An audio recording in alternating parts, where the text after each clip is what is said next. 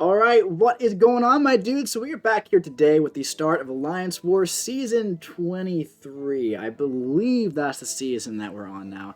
I honestly have no idea, but that's what we're going to roll with. The start of the new season, that means I always debut a new Broncos hat, and I actually just got this one for Christmas. It's pretty nice. I like it. It's nice and comfy, nice and tight. Yeah, man, started Season 23, and we're rolling in with Ghost and Wasp, and we also have Stealth Spidey here. So we're tossing on an invulnerability boost against this Domino, because we don't have a hood with us, because we could not fit him on the team. Not the biggest deal in the world at all. We've done this fight I think like 9 or 10 times last season. This was like in almost every single war, so it's kind of like clockwork at this point, man. She was being really passive with me and wasn't hitting into my phase at all, which was really, really annoying actually. But I'm just taking it slow here. I really would prefer not to eat a special 3 against Domino. I'd also prefer not to have my cruelty buff eaten. So at this point, I do want to try to get to a special 2. And I'm just about going to get to it, bait out the heavy attack. And I got the cruelty buff, so that's really, really nice. At this point, I feel like she's going to get to a special 3. So I went for the phase a little bit late there. And that way, we're able to tank the special 3. You'll notice we're down to 75% health. We haven't gotten hit yet at all. That's all critical fail damage because I don't have hood with me. It's pretty annoying actually how much damage it does. We didn't even get, we didn't get a passive fury there because there was no bleed, but we went for a little bit of a risky special 2 there, and that's why we don't go for risky special 2s, because look at that, man. The second one failed, so good thing we didn't do it then, but we finished it off with the medium attack, so good stuff, man. Pretty good stuff. We lost a lot of health there just from critical fail damage, which is actually quite frustrating, but you know what? It's fine, that's why God invented potions. So I was going to wait for some of the boosts to fall off so I could heal and then like reboost since I had a bunch of them expiring. But I figured just let me go for it here. We have Mixmaster and Power Focus 1. Since I technically do have an invulnerability boost active and a tech boost active, I figured I might as well get as much use out of the gray boost as I possibly can. This fight's pretty simple with Tigra. I've taken this fight here before. I don't really understand why Tigra is placed here so often. But I have seen her here a couple times, but at this point, man, I could hit her a bunch of times and she's not going to get to a special 2, easily at all, and she pretty much, like, because it was Power Focus 1, so essentially there, we just kind of went for the special 2, and then, went right back into the next one because of the tech boost, alright? So we have Thing here, and, we have Stealth Spidey going in. We're going to activate a Power Start 1 boost, and if I can go back in time, I wouldn't put that boost on, and I'll explain to you why in just a second here. Now, I've done this fight a couple times with Stealthy. It's always been very, very fast and very, very efficient.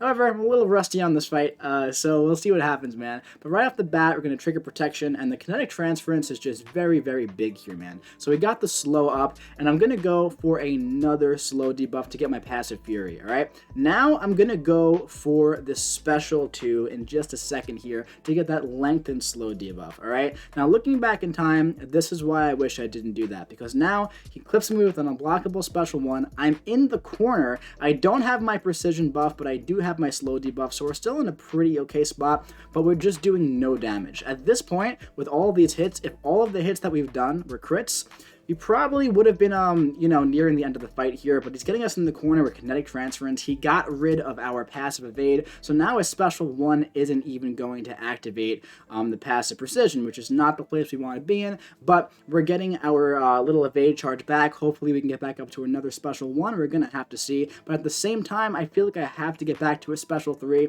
if I have even a chance to get through this fight alive, alright? So at this point, man, he's just being passive with me. We have Stubborn going on. We have the armor break back. I'm just going for reparries. We accidentally evaded when we didn't want to. That's something that's very annoying when using spider champions. And here we are in the corner. Our slow is about to run out. We're just not critting, and that's the issue, man. That is just the issue with this fight. We're at 4% health left. As soon as he activates a special attack, he's going to go unstoppable because of Footloose, and that's going to be it, man. I'm at 3% health. I'm boosted big. I'm going to die from the poisons, if not anything else, and boom. So, like I said, if I can go back in time, I wouldn't activate the advanced power boost, because when I went back in another time, I waited for the big boost to fall off. I went ahead and boosted up again a little bit smaller.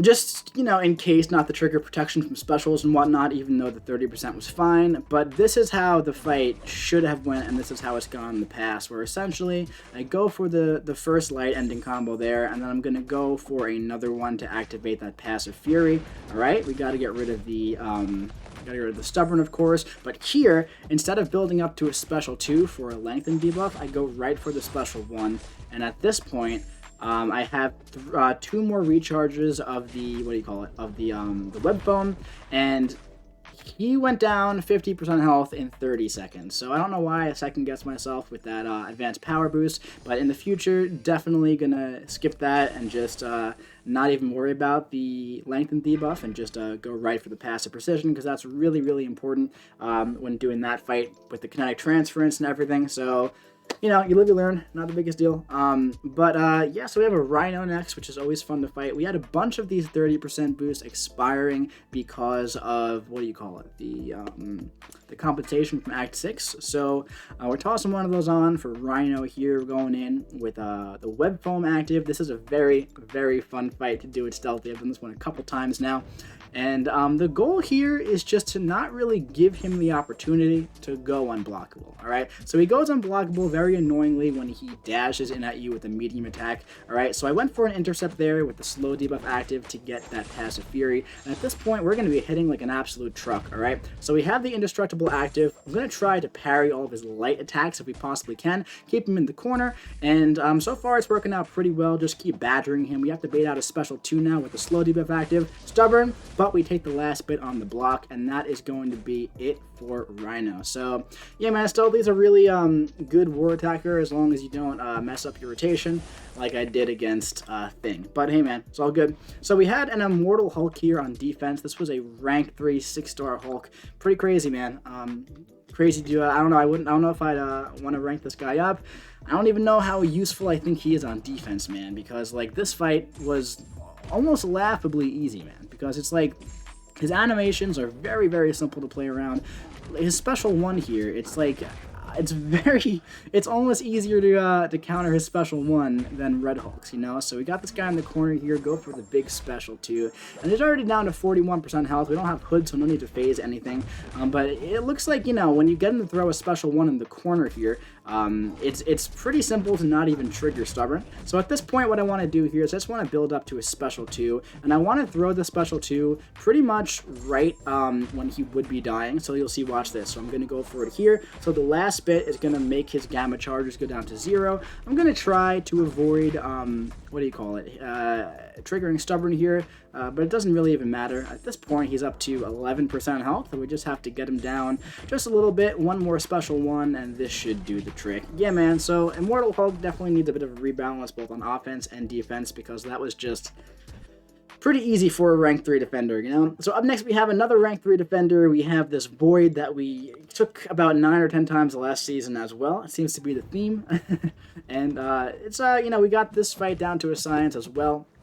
I was experiencing some dropped inputs against this guy last season, where I would go for a light attack right into a special 2. So I'm going to change up the strategy a tiny bit there and just slow things down a bit. I threw off a special 2 here without even the passive fury active, but it did so much damage that it didn't even matter at this point. Trying to bait out that special 2 while also keeping an eye on my combo count here, and don't want to get hit by that because of the prowess. That would do a lot of damage. But yeah, man, so we're doing good here. Going to take this on the block just to get rid of Stubborn.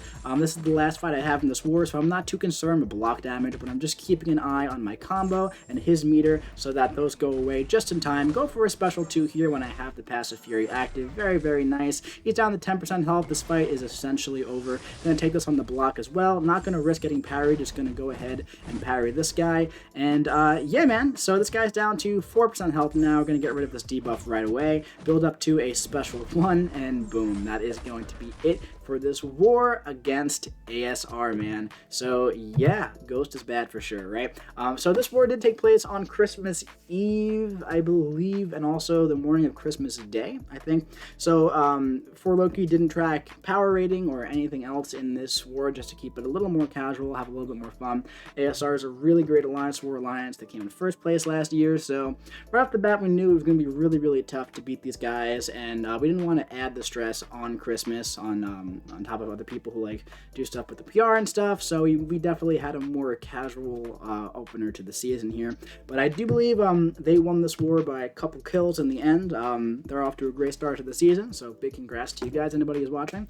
And yeah, man, that's going to be it for this war video. No stats to report. Like I said, those will start next war. And if you enjoyed this video, drop your boy a like. Comment what you think about Alliance War Season 23 starting on Christmas Eve. Did you guys take it seriously or not? In the comment section below. And subscribe if you want to see the rest of Alliance War Season 23 coming to you over the next 4 weeks. I'll be seeing you around.